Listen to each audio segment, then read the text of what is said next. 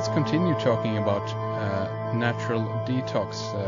This is, of course, something that is of the essence these days, considering all the chemicals and toxins in our foods and again, everything that is around us, our atmosphere and everything that we do.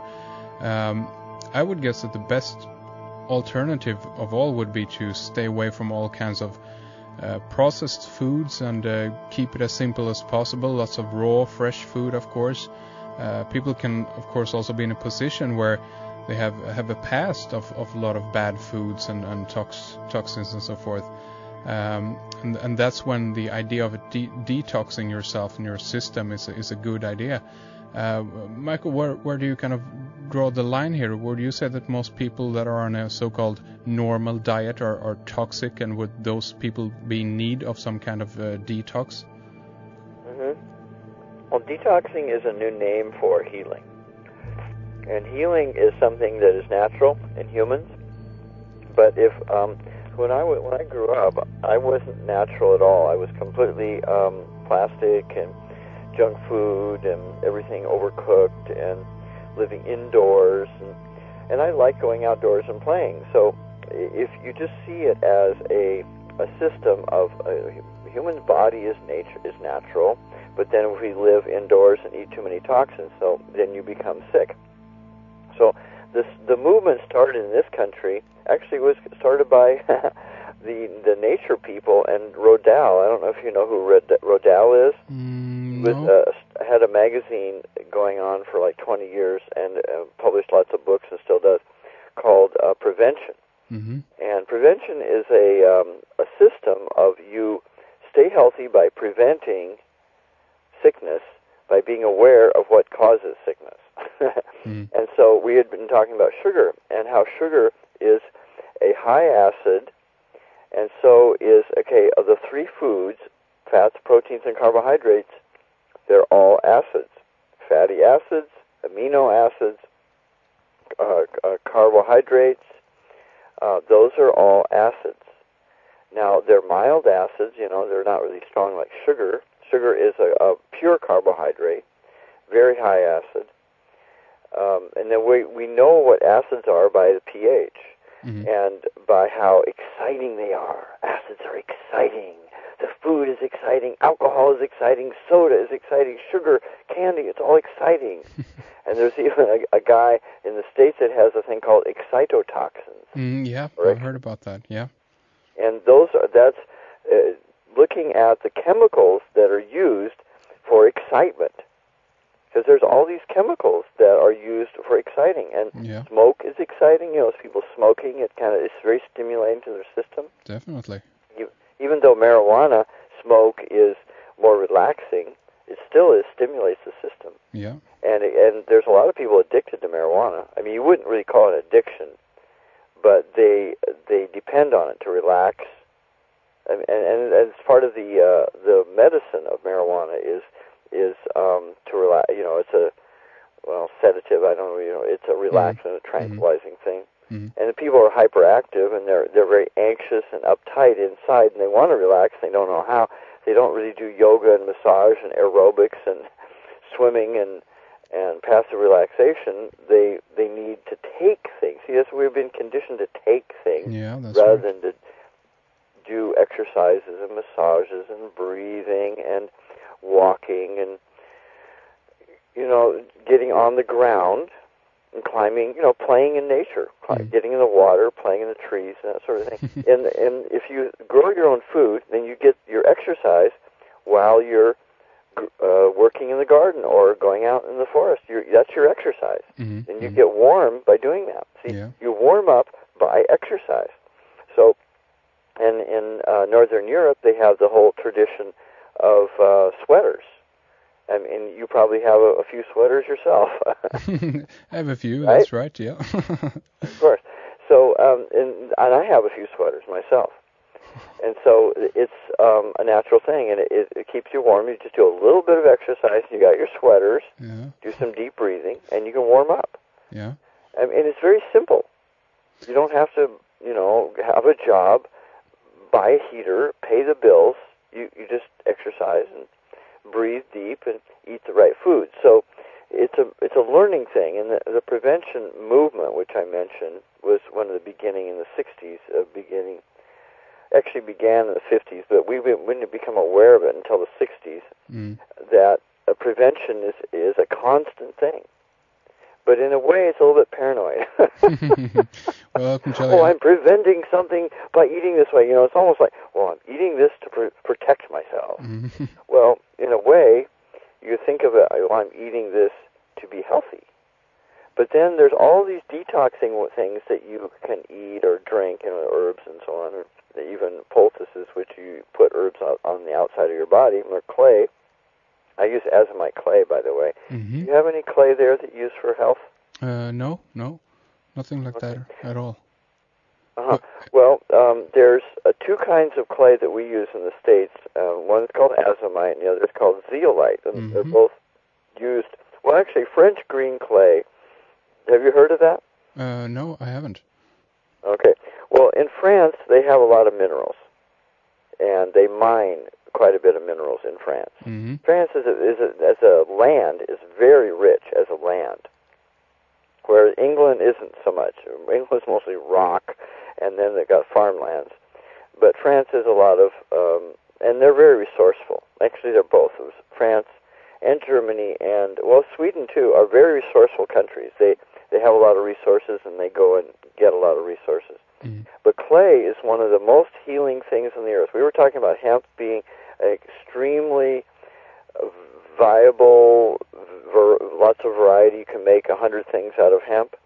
Well, clay has 25 or 30 different things you can make out of clay. And healing is one of them. And the French green clay, which is a tradition back centuries, and actually clay as mud for healing on your body, outside on your body, has been used for thousands of years. Are you aware of that? Yeah, definitely. I mean, I've actually heard, and I think that actually was a French company that actually, and that was again the insanity of all this. But check this out. They discovered that there was something in the soil, like when people are with their hands in the dirt, so to speak, and out working in the garden or whatever, that this was beneficial for your health.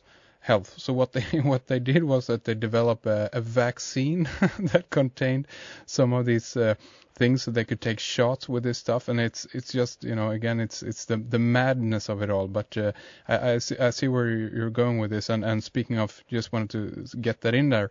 Of course, we have different kinds of clay health things here in Sweden. So I thought you were asking me directly if I were involved in it or had anything like that. But I'm definitely aware of the beneficial things of the health aspect to it. And there are different kinds of spas kind of thing, I guess, that people, they dip their entire body in these mud baths, basically. So that's very common, I guess.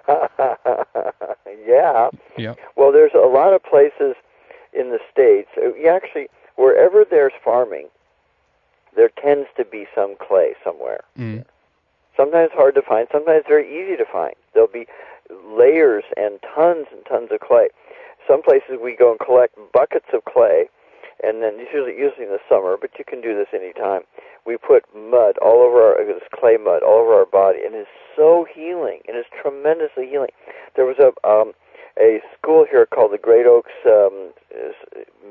kind of a clinic, out in the country of farming, and they had a lot of clay, and they would use clay and herbs and colon cleansing, bowel cleansing for healing people of terminal, deadly diseases. Yeah. So they would put these huge mud packs over the organs that were sick, and then they would take herbs and do fasting and drink lots of water and do colonics. You know what colonics are? No. You know what an enema is? Yep. Well, an enema is where you wash out your inside of your colon with water, gravity-fed water. It just lets it kind of run in there. And a colonic is where they actually take the water from the faucet. Now, you have water and the faucet's under pressure, because the water is usually elevated up, on a tank or a reservoir. But in the city, So the city water is under pressure. So they take that water and put it through a little tube system and put it into the colon or into your anus, into the colon, and it will clean out the colon. Well, people eat a lot of junk food and fatty and acid foods, and it gets stuck in the colon, and it clogs up their colon. That's right, yeah. And if you see people with really big bellies, then their belly, their intestines are full of junk. Yeah, that's right. Their intestines have actually stored up junk because it's so gooey and sticky. And if you think about this, a lot of the foods, the candies and pastries and fatty foods and all that, it's very sticky food. Yeah. It's like greasy. It's like sticky, gooey glue. And so they actually found that the colonics and the enemas would clean people out, but it doesn't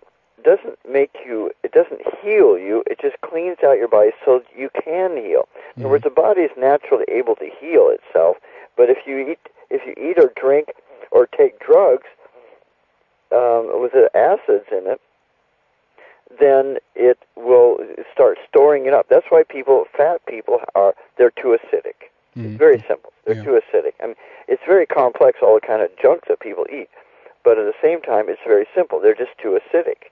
And the healing is alkaline, greens, bitters, herbs, clay, exercise, massage, dancing, aerobics, relaxing, yoga. Those are all very healing if you do them in the right way. So it's relearning what exercise is. Yeah. And it used to be, and the people still say, "Did you get your exercise today?" Exactly. So, I mean, if we talk about some foods that are good for this purpose to get your balance of your pH balance back in order, what are some good foods that you would recommend for people? Well, I don't usually play doctor. Usually I ask. So when I do counseling with people, I ask them what they're eating and how it feels and why they're eating it. So it's like, it isn't just, what do you recommend, doctor? Do you have some advice? That's the old authority game. That's the patriarchy, how you pay for advice. And then you go home like a willing slave and do it. And I'm more interested in, what are you drinking? Like, literally, what are you drinking on a daily basis? Now, while I'm talking to you, I'm drinking goat milk kefir right now. And this is, we get raw goat milk from a local dairy, and this is a friendly farmer. This is not a big dairy, thing. By the way, the raw milk was outlawed in the States almost completely by the 1950s. So that raw milk is probably, of one food, if you're going to pick any food in the whole world, raw milk would be the best. Really? Organic. I've heard that milk actually is garbage, but that's another garbage. What? I mean, it's very much with the protein. I've heard that there is very much also pus in the milk, and very much things that actually are bad for you, and that in the end that milk actually makes you acidic. Oh, okay.